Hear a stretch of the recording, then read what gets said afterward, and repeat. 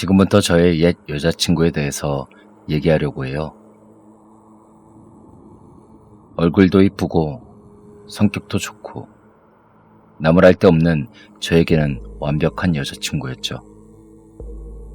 하지만 사귀고 2년이 지났을 무렵 저는 여자친구의 이상한 행동 때문에 더 이상 견딜 수가 없었고 사귄 지 2년 반 만에 결국 헤어지게 되었습니다.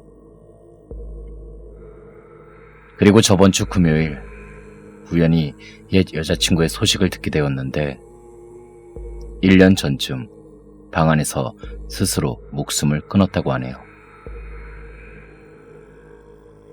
유서 하나 안 남기고 사는 게 힘들었는지 그냥 홀연히 떠나버렸다고 하더군요. 하지만 그녀의 친가족이나 그녀와 친한 주변 사람들은 알 겁니다. 왜 그녀가 스스로 목숨을 끊은 이유를 말이죠. 사건의 발단은 지금으로부터 약 4년 전. 저희는 1주년을 맞아 대부도로 1박 2일 여행을 떠났습니다. 대부도에 도착하니 해가 뉘엿뉘엿 치는 초저녁이었죠. 펜션에 도착해 짐을 풀고 배가 고파 펜션에서 걸어 10분 정도 떨어진 조개구이 집을 갔었습니다. 거기서 소주도 3병 정도 마시고 어느 정도 취기가 오른 저희는 노래방을 가려고 했죠. 가게 주인 아주머니께 노래방이 어딨냐고 여쭤보니 이 근처에는 없고 조금 나가야 있다더군요. 저희는 아쉽지만 그냥 펜션으로 돌아가려고 펜션 쪽으로 걷고 있었습니다. 시골 도로라 한적하고 어둡고 좀 많이 음침하더군요. 여자친구도 무섭다며 제 손을 꼭 붙들고 갔습니다. 그렇게 조금 걸었나? 올 때는 보이지 않았던 어떤 건물 한 채가 서 있더군요. 근데 1층, 2층, 3층 불도 다 꺼져 있고 아무도 살지 않는 공사가 아직 덜 된 건물 같은데 지하를 향하는 계단엔 노래방이라고 써져 있는 핑크색 간판에 불이 켜져 있었습니다. 조금은 스산하고 어둡고 초라해 보이는 노래방이었지만 그저 시골 노래방이라 그랬겠지, 그렇게 생각했죠. 좀 무섭기도 하고 시설도 안 좋아 보이고 그냥 왠지 가기 싫었지만 저기라도 갈까? 하고 물어봤어요. 근데 여자친구도 조금 꺼림칙했는지 그냥 숙소로 가자고 하더군요. 그래서 저흰 발길을 다시 숙소 쪽으로 돌리고 몇 발자국 걸었나? 여자친구가 숙소로 가면 술만 더 먹고 그냥 잠만 잘 것 같다며 다시 노래방을 가자고 하더군요. 그렇게 노래방 입구에 도착하여 지하로 내려가는데 여자친구가 음침하고 기분이 이상하다며 다시 숙소로 돌아가자고 그렇게 고민을 했습니다. 그래서 저는 이왕 왔으니까 1시간만 부르고 가자고 했죠. 입구의 문을 열었는데 주인도 없고 노래를 부르는 손님들도 없고 분명 새로 지은 건물 같은데 노래방의 시설이 너무 낡았습니다. 냉장고 안엔 음료수나 물도 없고 분명히 장사는 하는 집 같은데 이상한 기분이 드는 겁니다. 그래서 저 아무도 안 계세요? 하고 외치려고 하는데 그 순간 여자친구가 제 입을 막으며 조용하라고 그렇게 말했습니다. 그리고는 뭔가 홀린 것처럼 3번 방 쪽을 뚫어져라 쳐다보는 겁니다. 저는 누가 있나 하고 그쪽을 쳐다봤는데 제 눈엔 아무것도 안 보였습니다. 기분도 괜히 이상하고 점점 무서워지고 해서 전 여자친구 보고 그냥 갈까 하고 물어봤죠. 하지만 제 여자친구는 들은 척도 안 하더니 뚜벅뚜벅 3번 방을 향해 혼자 걸어갔습니다. 그리고 문을 찰칵하고 열더니 제 쪽을 향해 고개를 돌리고는 저에게 이리 오라며 손짓을 하며 오빠, 뭐해? 빨리 도와줘. 갓난아기가 엄마 발에 밟혀 죽고 있어. 그 순간 온몸에 소름이 확 돋았습니다.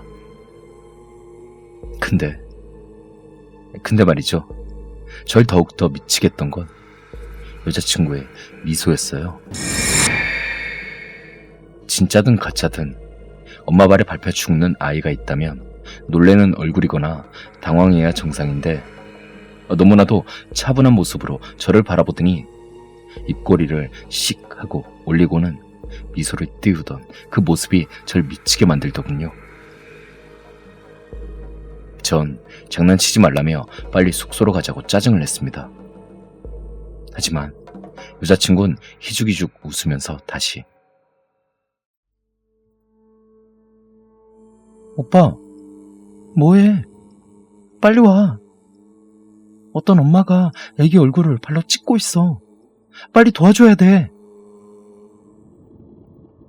하며 저를 5초 정도 멍하니 쳐다보더니 인상을 쓰며 방 안으로 휙 들어갔습니다. 저는 그런 여자친구의 모습에 당황하여 3번 방으로 성큼성큼 걸어갔었죠. 그리곤 방문을 여는 순간 쓰러지고 말았습니다. 아무도 없는 방 안, 그리고 아무도 없는 소파에 여자친구가 발로 뭔가를 마구 찍어대는 겁니다. 그러더니 저를 바라보며 씩 웃더니 오빠 뭐해? 빨리 이 아줌마 도와줘! 하더니 치가! 하며 소파를 발로 마구 찍어대는 겁니다. 전 방 안으로 뛰쳐들어가 이게 뭐 하는 거냐며 그렇게 말하면서 여자친구를 끌어안았죠. 하지만 여자친구는 제 품에 끌어안긴 채 아무도 없는 소파를 향해 발길질을 멈추지 않았습니다. 전 여자친구를 안고 밖으로 뛰쳐나오는데 여자친구는 뒤쪽을 향해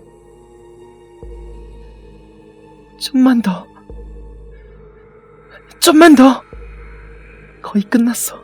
쟤 좀 봐. 날 보고 웃고 있어. 빨리 죽여. 빨리 죽이라고.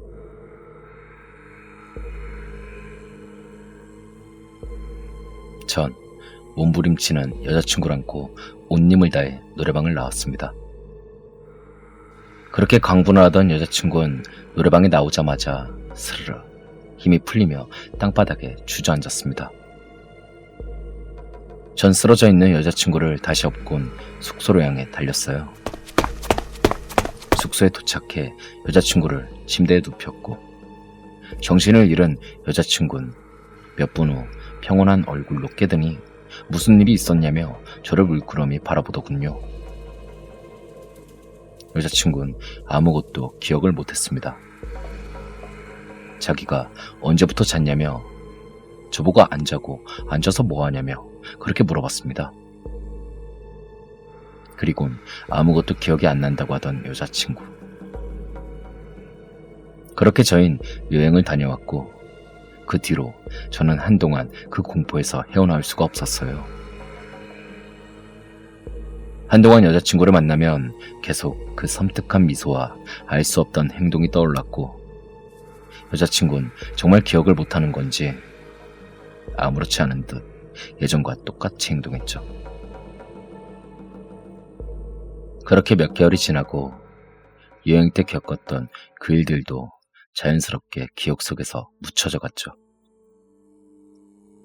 그리고 그 뒤로 여자친구는 이상한 행동을 보인 적도 없고 평상시와 똑같았습니다. 근데 지금 와서 가만히 생각해보면 여자친구는 하루가 다르게 야이어 가고 있었습니다. 처음엔 매일 다이어트하며 살던 여자친구였기에 다이어트를 열심히 하나보다 생각했죠. 근데 그러던 어느 날 여자친구를 오랜만에 보게 되었는데 못 먹은 건지 얼굴에 살이 하나도 없고 입술은 다 갈라져 피가 맺혀 있었습니다. 전 그 모습이 너무 안쓰러워 얘기를 했죠. 야, 너 다이어트 너무 심하게 하는 거 아니야? 추운 겨울날 맨날 밖에서 그렇게 뛰어다니니까 입술도 다 갈라지지. 이제 마르다 못해 완전 아프리카에서 온 사람 같아. 그러니까 여자친구는 절 보고 한 번씩 웃더니 머뭇머뭇거리다가 얘기를 하는 겁니다. 오빠, 우리 그때 1주년 기념여행 갔다 온 이후로 나 자꾸 악몽 꾸고 가해 돌리고 그래.